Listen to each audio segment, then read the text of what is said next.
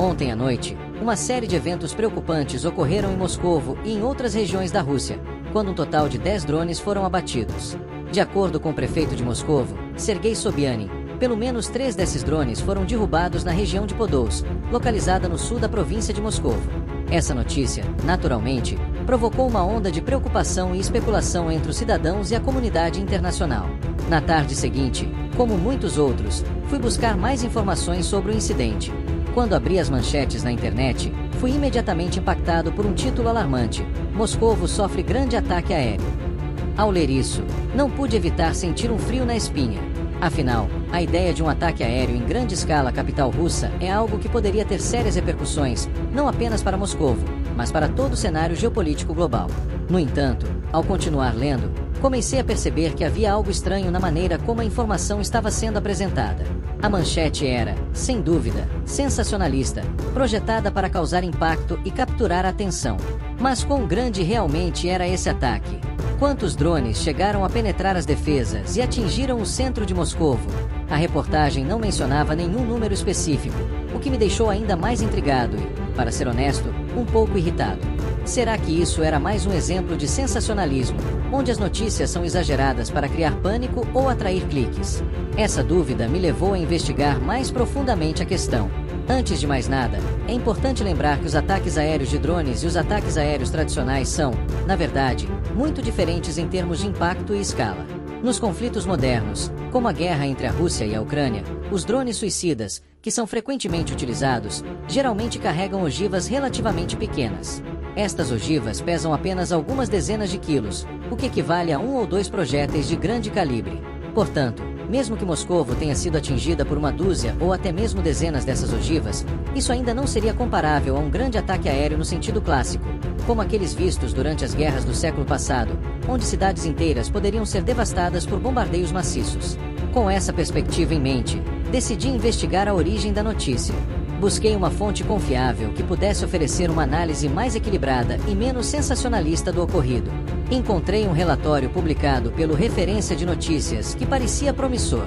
Este relatório citava a agência France Presse, AFP, e fornecia uma visão mais detalhada dos eventos. De acordo com o relatório da AFP, o prefeito de Moscovo, Sergei Sobyanin, declarou que a capital russa tinha sido alvo de um ataque de drones. Ele afirmou que este foi um dos maiores ataques já realizados pela Ucrânia contra o centro do poder russo. A palavra maior foi cuidadosamente escolhida para indicar a importância do ataque. No entanto, quando essa informação foi repassada e transformada em manchetes, a palavra maior foi substituída por grande, o que, de certa forma, diluiu o significado original e deu margem a interpretações exageradas. Além disso, mesmo ao dizer maior ataque, é importante notar que havia um limite de tempo implícito. Esse maior ataque era o maior em relação a um período específico de tempo, mas não necessariamente o maior em toda a história. Essa nuance é crucial, mas foi ignorada por muitas das manchetes que circularam após o incidente. Em resumo, essa pequena alteração na linguagem resultou em um mal-entendido generalizado sobre a gravidade do ataque.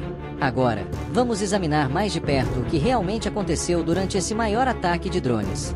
O prefeito Sobyanin destacou que as defesas em camadas de Moscovo contra os drones inimigos desempenharam um papel crucial, permitindo que a cidade derrotasse com sucesso todos os ataques. Segundo ele, as forças de defesa aérea do Ministério da Defesa russo abateram 10 drones ao longo da noite. Sobyanin mencionou especificamente que, dos drones abatidos, pelo menos 3 foram destruídos na região de Podolsk, no sul da província de Moscovo. É importante frisar aqui que ele se referia à província de Moscovo, e não à cidade de Moscovo em si. Isso é uma distinção importante, pois muitas vezes as notícias podem confundir esses dois termos, levando o público a acreditar que o centro da cidade estava sob ataque direto. Esta confusão entre a província e a cidade de Moscovo é um exemplo clássico de como as informações podem ser mal interpretadas ou mal comunicadas. Na verdade, parece que o prefeito de Moscovo estava se referindo a informações que estavam disponíveis um pouco mais cedo, antes que os detalhes completos da situação fossem divulgados. Isso fica claro ao observar que o relatório da AFP também mencionava que o sistema de defesa aérea russo tinha abatido vários drones no território ocidental da Rússia durante a noite. Além disso, o governador da província de Briansk, Alexander Bogomais, afirmou que as forças de defesa aérea na província de Briansk, localizada perto da Ucrânia, abateram pelo menos 18 drones. Felizmente, de acordo com os relatórios disponíveis, não houve vítimas nem danos materiais significativos como resultado desses incidentes. Diante de tudo isso, muitos acreditam que esses drones abatidos faziam parte do que foi descrito como o maior ataque aéreo a Moscovo até agora. No entanto, ao olhar para os detalhes, fica claro que, em termos militares, esse incidente não pode ser classificado como um grande ataque aéreo no sentido tradicional. Em vez disso, ele parece se enquadrar na categoria de um ataque de assédio, projetado mais para criar medo e confusão do que para causar destruição em larga escala. Nesse ponto, surge uma pergunta: o que realmente está acontecendo aqui? Por que houve tanto esforço para transformar esse ataque de drones em algo que fosse percebido como um grande evento? Para responder a essa pergunta, é útil lembrar o contexto mais amplo da situação. Recentemente, mencionei em um vídeo que os problemas na usina nuclear de Zaporizhia e em Kursk ocorreram possivelmente porque a Ucrânia estava enfrentando dificuldades na batalha em Kursk. Se a Ucrânia estava de fato em um impasse, isso poderia ter levado a uma necessidade de criar novos tópicos e desviar a atenção. Da mesma forma, agora vemos que há um esforço para criar novos tópicos novamente. Mas será que transformar esses ataques de drones em algo de grande escala realmente teria o efeito desejado? Para que um ataque aéreo de drones seja verdadeiramente considerado de grande escala, seria necessário mobilizar uma quantidade significativamente maior de drones, talvez até centenas deles, de forma contínua. Mesmo assim, a eficácia desse tipo de ataque dependeria de uma série de fatores, incluindo a capacidade das defesas aéreas para neutralizar as ameaças. Portanto, ainda não podemos concluir se haverá um ataque aéreo em grande escala no futuro próximo.